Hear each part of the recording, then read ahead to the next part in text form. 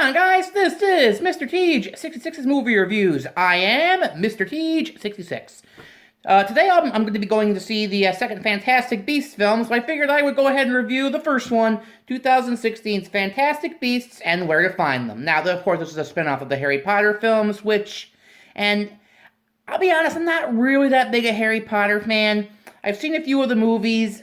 They're not terrible, but they don't really do much for me. I'm not quite sure why. Actually, I think the main reason I don't like them or I don't get into them that much is they feel like they're based on books and the plotting feels. And I haven't read the book, so I can't say that for 100% sure. So for anyone that starts ripping me apart, I have not actually read them.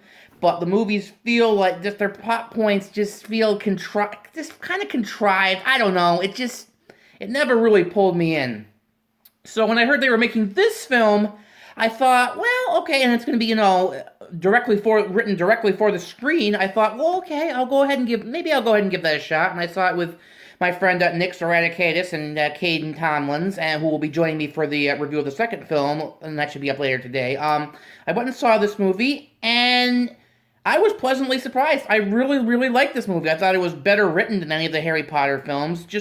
It felt more cinematic. It didn't have those little contrivances that, the Harry Potter films have, or at least in my opinion. The plot is, it takes place in the 1920s. A wizard named Newt Scamander, I hope I say his name right, comes to New York with a trunk full of creatures, and there's an evil force that's killing the non-magical people. There's a lot of world building in this movie.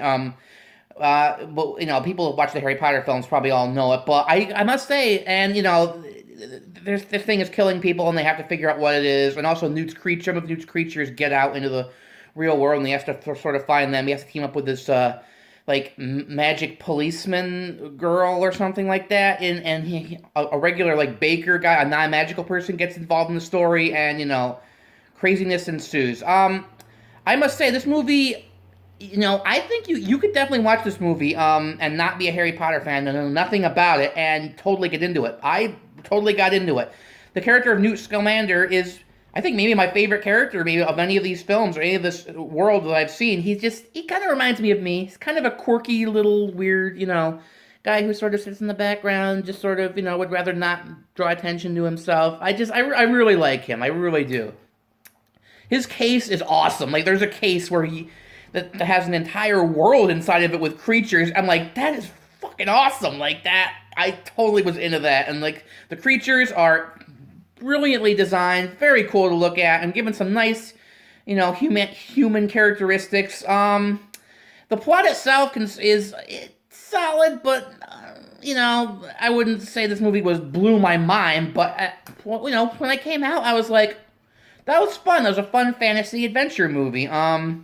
Gets dark in places, but not so bleak that it becomes, unbearable. I guess some of the Harry Potter films, the later ones, became darker.